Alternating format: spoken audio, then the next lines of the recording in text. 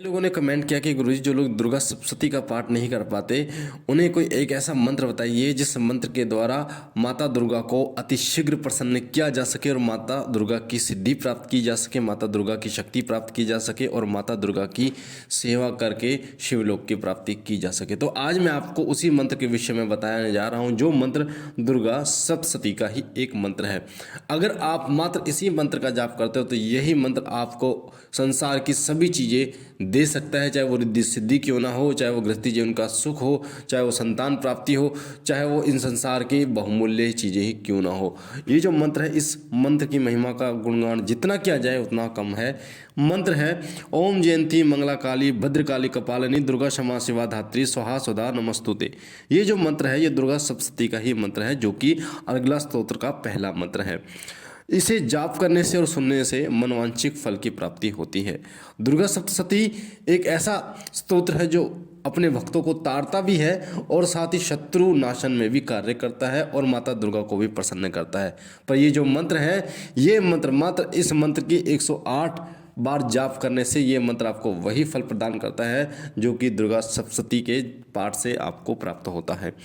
2 फरवरी से गुप्त नवरात्रे शुरू हो रहे हैं और गुप्त नवरात्रों में किया गया जाप किया गया पाठ आपको इतना प्रभावशाली होता है, इतना फल आपको प्रदान करता है जो कि कभी और जाप से आपको प्राप्त नहीं होता। तो इसलिए गुप्त नवरात्रे जो स्पेशल होते हैं वो साधकों के लिए होते हैं, जो तांत्रिक होते हैं उनके लिए होते हैं, जो लोग माता को प्रसन्न करना चाहते हैं, जो माता के दर्शन करना चाहते हैं, जो माता की शक्ति प्राप्त करना चाहते हैं, उन लोगों के लिए गुप्त नवरात्रे होते हैं।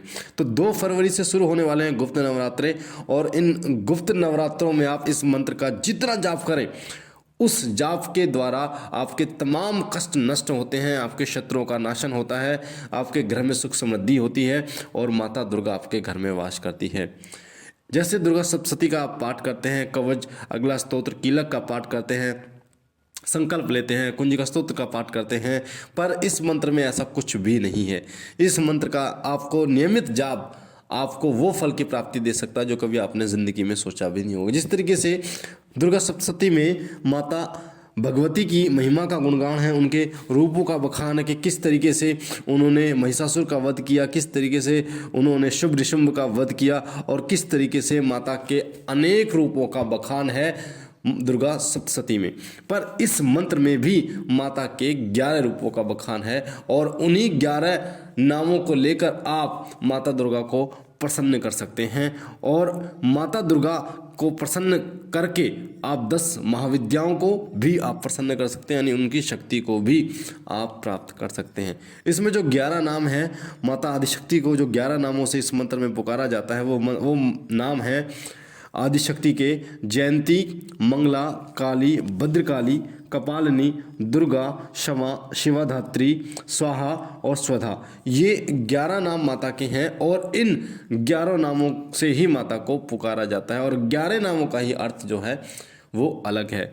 जयंती का अर्थ होता है माता, वो माता जो अपने भक्तों को विजय दिलाने वाली माता होती है, उन्हें जयंती के नाम से पुकारा जाता है। जब कोई भक्त विजय की कामना लेकर युद्ध में जाता है तो सबसे पहले माता जयंती की उपासना करता है और माता जयंती से आशीर्वाद प्राप्त करता है और अंत में विजय प्राप्त करता है। दूसरा जो नाम है वो है मंगला। मंगला जो माता है वो मंगल करने वाली माता है, जो अपने भक्तों को मोक्ष प्रदान करने वाली हैं, उनको मंगला कहा गया है। तीसरी जो माता है वो है काली, जो संपूर्ण सृष्टि को अपना ग्रास बनाने वाली माता है, उनको काली कहा गया है।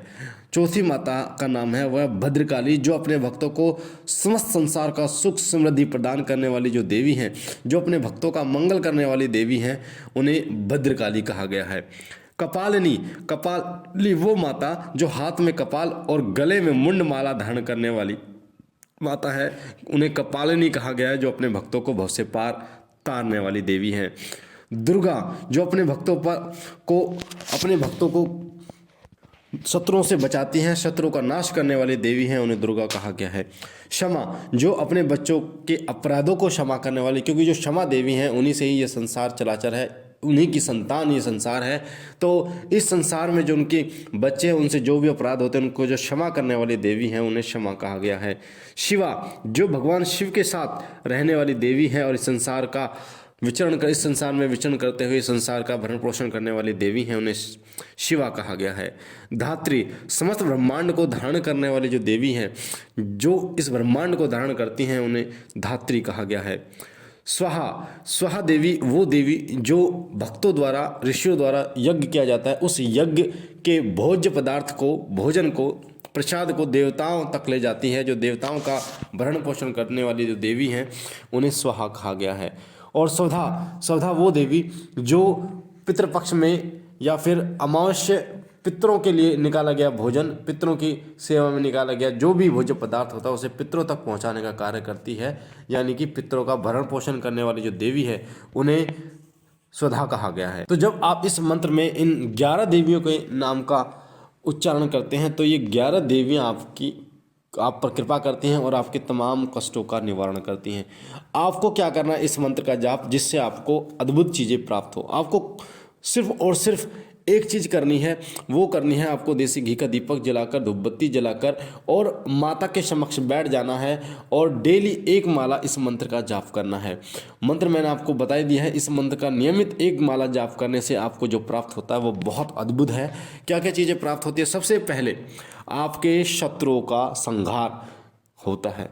जो इस मंत्र का नियमित जाप करते हैं, माता अदृश्य रूप से उनके शत्रुओं का संहार करती है। चाहे वो शत्रु आपके भूत प्रेत से जुड़ी हुई बाधा को आपके ऊपर भेजने वाले हों, चाहे आपका बुरा करने वाले हों, चाहे अदृश्य रूप से आपका बुरा चाहने वाले हों, उन सभी का संहार करने वाली माता आपका उनका संहार करती हैं। साथ ही इस मंत्र के जाप से जीवन में आपको सुलभता महसूस होती है, यानी आपको जीवन आसान लगने लगता है। इस मंत्र के जाप से आपकी कुंडलिनी शक्ति बहुत जल्दी जागृत होती है। साथ ही माता की सिद्धि भी आपको प्राप्त होती है। संतान संबंधी परेशानियों को ये नष्ट करती हैं और आपको संतान की प्राप्ति होती है। जिन माता बहनों को ये परेशानी होती है कि उन्हें संतान नहीं होती, तो इस मंत्र का जाप उन्हें करना जरूर चाहिए, उन्हें इससे लाभ जरूर होगा। पारिवारिक जो संबंध हैं उनमें एकता और मधुरता लाने का कार्य इस मंत्र से होता है। हर काम में अगर आपको विजय चाहिए तो इस मंत्र का जाप नियमित रूप से करें। इस मंत्र के जाप से कोर्ट कचहरी से छुटकारा मिलता है। साथ ही आपका जो गृहस्थी जीवन है वो सुखमय बनता है। भक्ति का प्रकाश आपका उच्च स्तर पर पहुंच जाता है और आपका ऑरा जो है इतना मजबूत हो जाता है कि आप डायरेक्ट जो है वो माता से जुड़ने लगते हैं। ऐसे ऐसे भी भक्त हैं जो माता से बात करते हैं इस मंत्र के द्वारा। भय आपका खत्म हो जाता है, आपका डर जो है उसका माता नाश कर देती हैं और अभय आप हो जाते हैं और माता के लिए अपना पूर्ण समर्पण कर देते हैं। फिर वही माता आपको समस्त सिद्धियां प्रदान करती है, वही माता आपकी झोली भरती हैं और आपकी जो वंश है उसको आगे बढ़ाती है। तो इस मंत्र से आप उन सभी चीज़ों को प्राप्त कर सकते हैं जो आपने सोची हैं, जो आपकी इच्छाएं हैं। इस मंत्र के प्रभाव इतना है कि ये मंत्र भूत प्रेत आदि को भी हटाने में सक्षम है। अगर आप नियमित रूप से इस मंत्र का जाप करते हैं और ये मंत्र आपको इन बीमारियों से भी छुटकारा दिलाता है। तो नियमित रूप से इस मंत्र का जाप कीजिए और माता दुर्गा की कृपा प्राप्त कर अपने जीवन को सुलभ बनाइए। मुझे आशा है ये जानकारी आपको पसंद आई होगी। अगर आप पहली बार हमारे चैनल पे हैं तो वीडियो के नीचे जो लाल कलर का बटन है सब्सक्राइब का, उसे दबा के चैनल को सब्सक्राइब कीजिए। बेल आइकन को दबाइए, घंटे के निशान को, ताकि जो जानकारी हम डालें वो सबसे पहले आपको प्राप्त हो। हमारा नया चैनल शिव साधना केंद्र, उसका लिंक डिस्क्रिप्शन में है, उसे भी सब्सक्राइब कीजिए, उसके साथ भी जुड़िए, ताकि भक्ति और भक्ताई से जुड़ी जानकारियाँ, साधना मंत्र आपको निरंतर प्राप्त होते रहें। लाइक कीजिए, शेयर कीजिए और लोगों तक, ताकि और लोगों तक ये जानकारी जाए और ये मंत्र और लोग भी जाप कर सकें। मैं बाबा भोलेनाथ से और आदिशक्ति महाशक्ति माता दुर्गा से प्रार्थना करता हूँ कि वो आप पर कृपा करें, आपसे प्रसन्न हो, आपकी झोली सदैव भरते रहे। हम मिलते हैं एक नई जानकारी के साथ, तब तक के लिए ओम नमः शिवाय, ओम नमः शिवाय, ओम नमः शिवाय।